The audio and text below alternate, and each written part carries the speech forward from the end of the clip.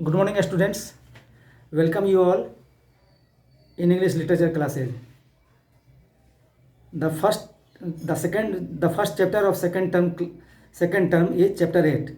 The name of the chapter is The Song from Heaven. Let us start. Father Joseph Moore sat in his study preparing for the special Christmas service. Father Joseph Moore अपने study room में बैठे हुए हैं और Christmas service के लिए अपना वो उसके प्रवचन के लिए उपदेश के लिए अपना ये तैयार कर रहे हैं. द ईयर वॉज 1818 और साल था 1818 ईस्वी. And on this Christmas Eve the air was particularly festive. Father Moore opened his Bible to prepare his sermon and read about that special night when an extraordinary baby was born to ordinary parents in a little manger. तो father मोर अपने room में बैठे हुए हैं और Bible का वो page खोले हुए हैं जिसमें वहाँ यीशु के जन्म के बारे में बताया गया है. कैसे उनका जन्म एक साधारण से परिवार में, बहुत गरीब परिवार में हुआ था. Just as he had finished reading the story he heard a knock.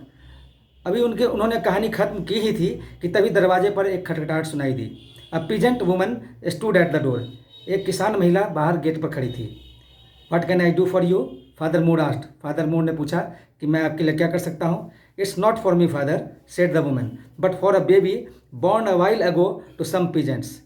तो औरत जवाब देती है कि मेरे लिए कुछ नहीं, एक बच्चे का जन्म हुआ है. अभी कुछ ही समय पहले एक किसान के यहाँ एक बच्चे का जन्म हुआ है. The parents are keen that you see the child and bless it father. I have come to take you there. और उसके माता पिता चाहते हैं कि आप आइए और बच्चे को आशीर्वाद दीजिए और मैं आपको वहीं ले जाने आई हूँ. Father Mohr was taken by surprise. Father Mohr थोड़ी देर के लिए आश्चर्य में पड़ जाते हैं. Surely it could not be a coincidence that he received news of this baby just when he was reading about the birth of Christ. यह महज संजोग नहीं हो सकता कि जिस समय वो यीशु के जन्म के बारे में पढ़ रहे थे उसी समय एक बालक के जन्म के बारे में सूचना मिली है. Of course Father Moore said to the women. अवश्य मैं चलूँगा. और वो उसके साथ चल पड़ते हैं. When father Mohr reached the peasants hut he saw the young mother cradling her infant lovingly. जब वो उसकी कुटिया पर पहुँचे तो वहाँ उन्होंने देखा कि माँ अपने बच्चे को गोद में ली हुई झुला रही है. What a blessed day this is father, said the mother. माँ ने कहा कि कितना शुभ दिन है. Smiling down happily at her baby. अपने बच्चे की तरफ मुस्कुराते हुए उसने माँ ने ये उद्गार व्यक्त किए. Father Mohr nodded and said a silent prayer for the infant. Father Mohr ने भी हाँ में सिर हिलाया और बच्चे के लिए प्रार्थना की. On his way back home. अब रास्ते में लौटते वक्त father Mohr kept replaying the events of the evening in his mind. वो शाम के सारी घटनाओं को सिलसिलेवार याद कर रहे थे. He could not forget the scene of infant lying in its mother's arms. वो उस दृश्य को नहीं भूल पा रहे थे जो वहाँ उन्होंने देखा. माँ के गोद में बच्चे को जो उन्होंने देखा था वो दृश्य वो भूल नहीं पा रहे थे.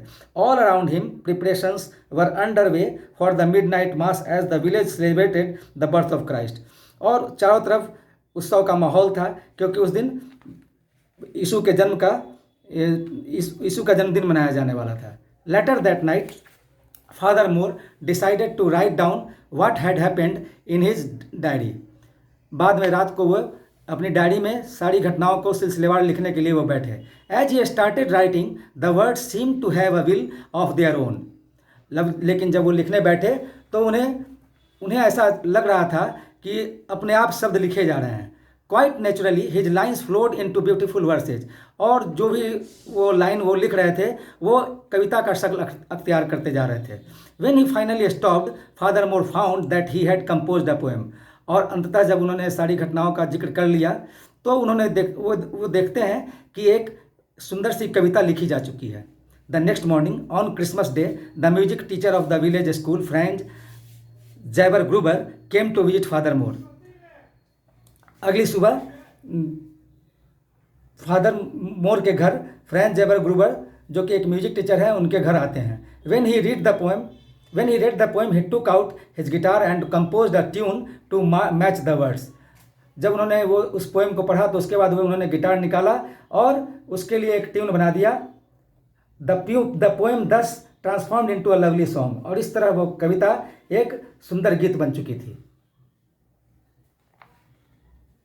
Father Mohr and Franz Gruber decided to sing the song at church. उसके बाद फादर मोर और फ्रेंच जूबर ने निर्णय किया कि इस चर्च में इस बार इस गीत को गाया जाएगा। They sang to the accompaniment of Franz Gruber's guitar as the church organ was out of order. उस समय उन्होंने फ्रेंच जूबर के गिटार पर ही इस गीत को उन लोगों ने गाया, क्योंकि चर्च का जो ऑर्गन था वो खराब हो चुका था। The congregation at the church loved the new song. वहाँ सभी लोग जो बैठे हुए थे, इकट्ठे थे, उन लोगों को यह गीत बहुत अच्छा लगा। They hummed along and were deeply moved by the words. वे लोग भी साथ में गा रहे थे और इस वर्ड से वे बहुत ज़्यादा प्रभावित थे। The song had begun to spread its magic. और ये गीत जो है, इस गीत ने अपना जादू बिखेरना शुरू कर दिया।